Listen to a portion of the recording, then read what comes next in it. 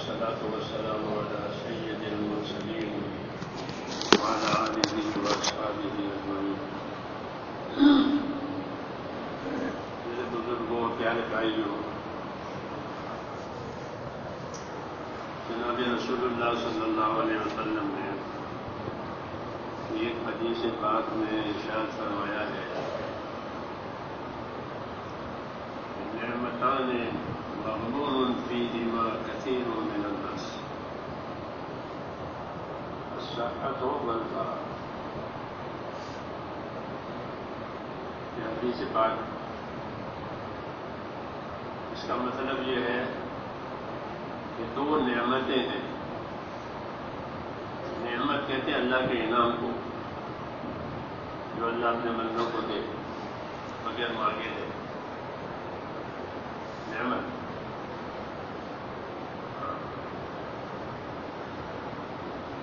دو نعمتیں ہیں، اللہ کا خاص انعام لوگوں کے لیے ہے. تو وہ بڑی قیمتی نعمت ہے، لیکن لوگ، بہت لوگ ان نعمتوں میں کھوٹ کھاتے ہیں. غبن، مغبون جیسے گجرات میں نعمت موٹی مگر لوگوں کو چھیترائی جائے.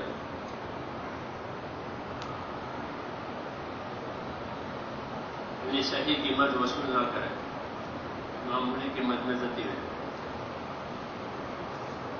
یہ چھیترا ہے. نعمتیں بڑی ہیں، لیکن لوگ کھوٹ کھاتے ہیں. فائدہ اٹھانے کے بجائے، نفع کمانے کے بجائے کھوٹ کھاتے ہیں، کھوٹ میں اترتے ہیں. ان نعمتوں کے بارے میں اللہ تو دیتا ہے بڑی بنا کر کے، اللہ کی تو عزیز بڑی ہے کیونکہ وہ بڑے ہیں، تو ان کی تو عزیز بڑی ہے. لیکن کہ لوگ اس میں کھوٹ کھاتے ہیں، کھوٹ میں اترتے ہیں، فائدہ نہیں اٹھاتے. اکثر لوگ اکثریت. تو وہ دو نعمتیں کون سی ہیں؟ فرمایا ایک تندرستی اور دوسری فرصت، فراغ. ایک آدمی فری ہے، اس سے کام نہیں. یہ دو نعمتیں. تندرستی کتنی بڑی نعمت ہے. مطلب اردو میں کہتے ہیں ایک تندرستی ہزار نعمت. نعمت ایک طرف، تندرستی ایک طرف. ہزار چیزیں ہیں، تندرستی نہیں ہے. گھر میں شادی ہے، تندرستی نہیں ہے، کچھ نہیں ہے. تندرستی بڑی نعمت اللہ دیتے ہیں. عام طور پر زندگی کا زیادہ زمانہ تندرستی میں گزرتا ہے ہر ایک کا، اللہ ماشاء اللہ. زیادہ زمانہ اندازہ لگائیے آپ، پیدا ہونے سے لے کر مرنے تک زیادہ زمانہ کس میں گزرتا ہے؟ بیماریوں میں. کوئی ہوتا ہے ایسا، ورنہ ہر آدمی کی زندگی کا زیادہ زمانہ جو ہے وہ صحت میں گزرتا ہے، تندرستی میں. اللہ تندرستی دیتا ہے. حکمت ہے اللہ کی، حکمت ہے اللہ کی. حکمت تو اللہ ہی جانتا ہے، لیکن ہماری سمجھ میں یہ آتا ہے کہ چونکہ ان کو عبادت کے لیے پیدا کیا ہے، اس لیے تندرستی ضروری ہے. اگر یہ تندرست نہیں تو کیا عبادت کرنی ہے؟ کوئی عبادت کے لیے پیدا کیا ہے، تو ان کو تندرستی ہونی چاہیے. ان کے بدن کی سلامتی یہ ہونی چاہیے. عبادت کے لیے پیدا ہوئے ہیں، اس لیے زندگی کا زیادہ زمانہ تندرستی میں اللہ تعالیٰ گزرواتے ہیں. کوئی اس کو سمجھے یا نہ سمجھے.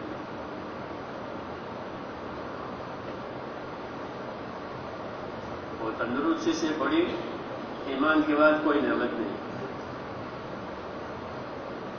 ایمان کے بعد عافیت بڑی نعمت ہے، لیکن لوگ کھوٹ کرتے ہیں کہ اپنی تندرستی سے فائدہ نہیں اٹھاتے کہ مجھ کو اللہ نے تندرستی کس کام کے لیے دی.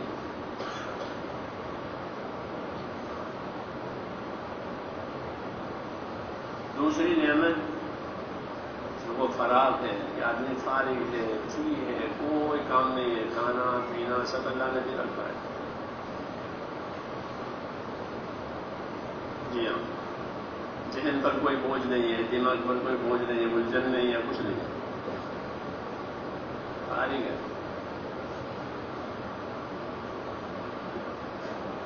تو اس سے بھی فائدہ نہیں اٹھاتی.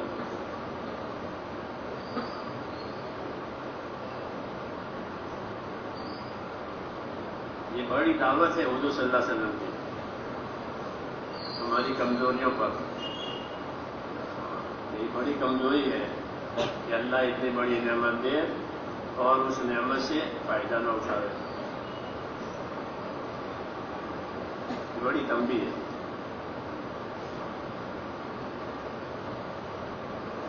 تندرستی بازار میں نہیں ملتی، دوائیں ملتی.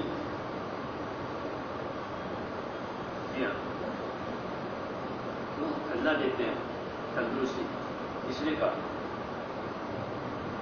ایسی فرصت بھی بازار میں نہیں ملتی.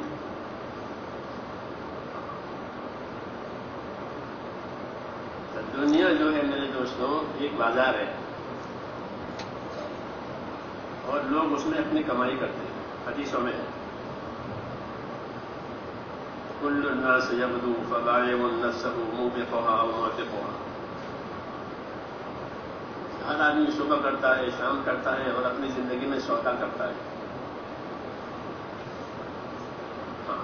اپنی طاقت کو، اپنی صلاحیت کو لگاتا ہے دنیا میں. وہ دو قسم کے ہوتے ہیں. کچھ لوگ وہ ہوتے ہیں کہ دنیا کے اس بازار میں کھوٹ کھاتے ہیں، کہ اپنی صلاحیتوں کو، اپنی طاقتوں کو، اپنی فکروں کو ایسے کام میں لگایا جو ان کے کام کی نہیں ہے، یعنی ان کی آخرت بنتی نہیں ہے، ایسے کام میں لگایا. اور کچھ سمجھدار وہ ہوتے ہیں کہ اس بازار میں، دنیا کے بازار میں اپنی صلاحیتوں کو، اپنی فکروں کو، اپنی جانے والی طاقتوں کو ایسے کام پر لگاتے ہیں جو ان کے کام آتی ہے.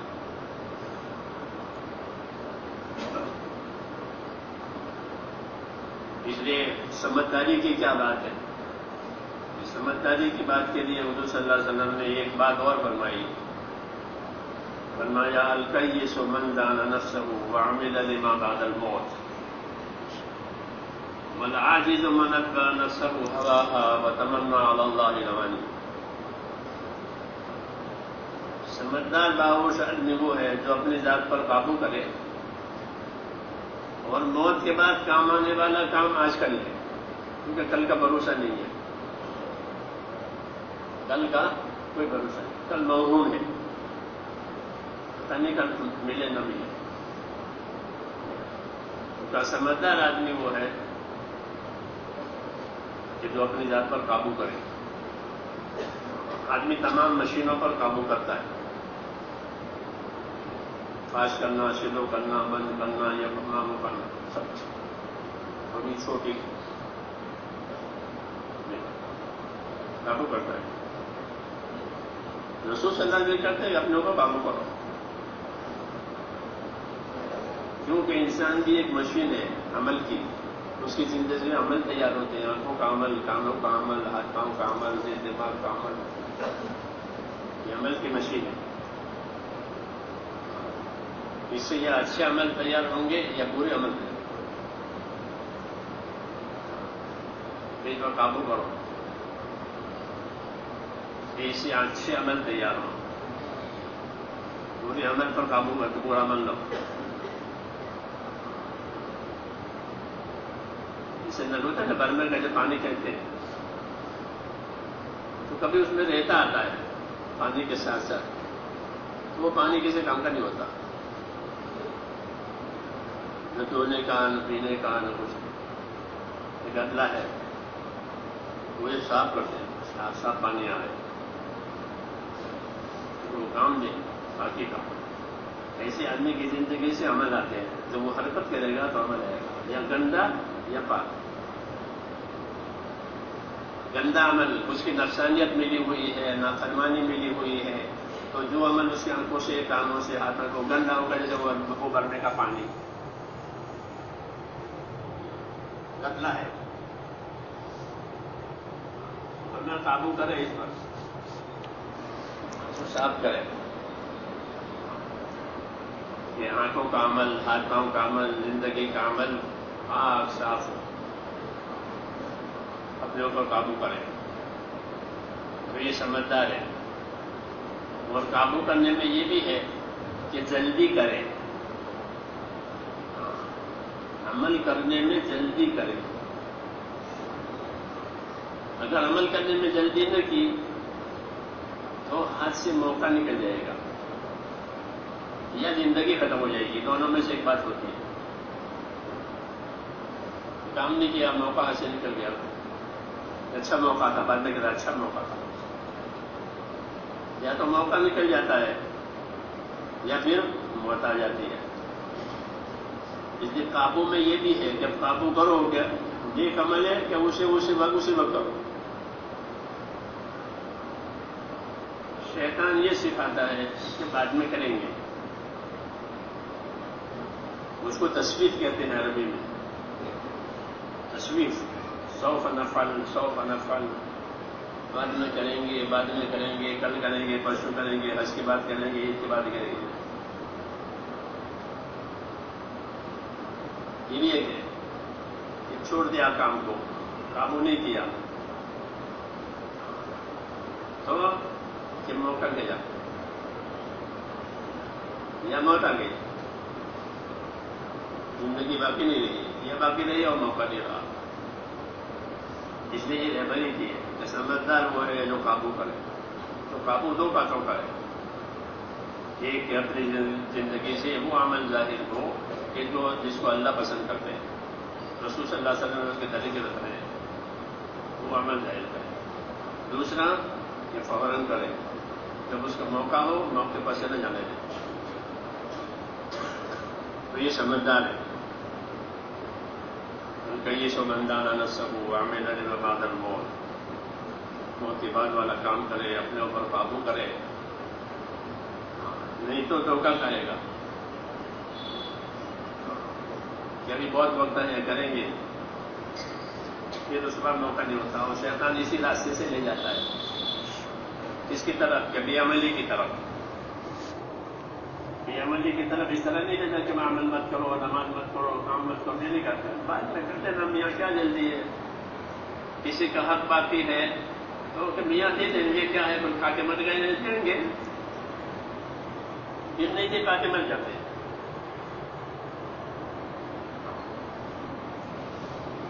اس لیے علماء نے لکھا ہے کہ اکثر اہل النار اہل التصویف، اکثر روز پہ جانے والے یہ قسم ہوتی ہے کہ حکم تھا کرنے کا کہ ہاں کریں گے، دیکھیں گے، اور پھر نہیں ہوا، وہ مر گئے. اس لیے یہ فرمایا باہوش آدمی وہ ہے جو اپنے اوپر قابو کرے، اور جو کام اس کو کام آنے والا ہے موت کے بعد وہ آج کرنے، اور اپنی تندرستی کو اور اپنی فرصت کو بہت قیمتی چیز سمجھے. اس سے زیادہ قیمتی کوئی چیز نہیں ہے. آدمی کو فرصت ہے، وہ اللہ کے انعامات کما سکتا ہے، اللہ کے اجر و ثواب کما سکتا ہے، آخرت بنا سکتا ہے. ایسا اس کے بعد موقع ہے، لیکن اسے کمایا نہیں ہے. کمانے والے کما لیتے ہیں. ہمارے نظام الدین میں ایک بڑے میاں تھے، بڑی نور محمد میوات کے. وہ ایسی چھوٹی چھوٹی باتیں بہت قیمتی سناتے. کہا کہ میں نے جماعت میں ایک آدمی کو اثرات التسبیح سکھائی. سکھاتے ایک تو آدھا گھنٹہ لگا میرا اس کے سکھانے میں، وہ سیکھ گیا، مجھے یاد ہو گیا. ایک زمانے کے بعد مجھ کو ملا میں تو پہچانا نہیں، لیکن وہ خوش اور بہت خوش، بڑی محبت سے ملا کہ کون ہو کیا آپ نے اس کو صلاۃ التسبیح نہیں سکھائی تھی؟ کہ ہاں یاد آیا کہ وہ صلاۃ التسبیح جب سے سکھائی ہے اب تک میں روزانہ 2 مرتبہ پڑھتا ہوں۔ یہ کئیس سمجھدار، یہ موت کے بعد کمانے والا کام، ایسی مثالیں ہیں کہ جب سے یہ چیز مجھے ملی تب سے یہ فوت نہیں ہوئی۔ حضرت علی فرماتے تھے تسبیح فاطمہ جب سے میں نے رسول صلی اللہ علیہ وسلم نے سنی کبھی فوت نہیں ہوئی۔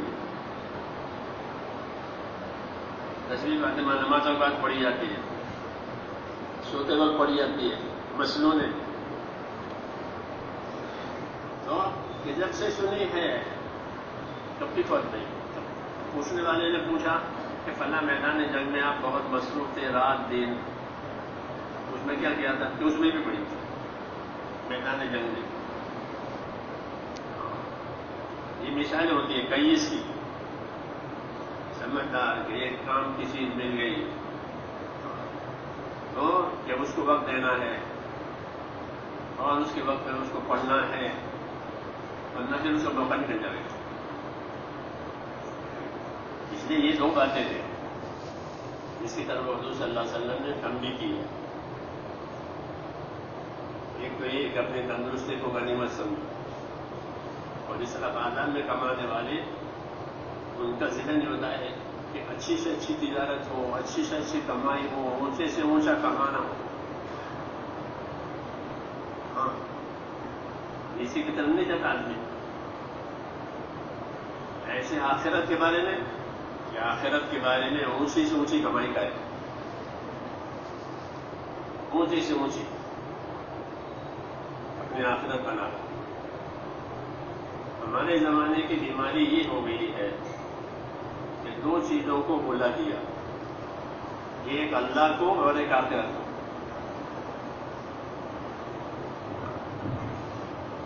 جی ہاں، اللہ اور آخرت۔ اللہ سے بڑی کوئی چیز نہیں ہے اور آخرت سے اونچی کوئی چیز نہیں ہے، اور آخرت تو خیر ہوا بقا۔ آخرت کے بہت بہتر ہے اور بہت باقی رہنے والی ہے، ختم ہونے والی نہیں ہے۔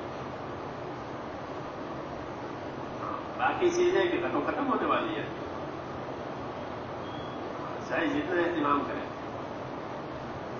اس لیے ہم کو یہ دعوت دی کہ اپنی زندگی کو قیمتی بناویں، اور زندگی اسی قیمتی بنے گی جو اپنی زندگی سے آخرت بنا، کیونکہ ہم آخرت کے لیے پیدا ہوئے ہیں۔ یہ بتایا گیا ہے کہ دنیا تمہارے لیے پیدا ہوئی ہے اور تم آخرت کے لیے پیدا ہوئے ہیں۔ جو آدمی جس کام کے لیے ہے وہ کام نہ کرے تو وہ نکما ہے، کیونکہ یہ نکما ہے کہ جو کام اس کا ہے وہ تو کرتا نہیں ہے۔ محمد کچھ نہیں،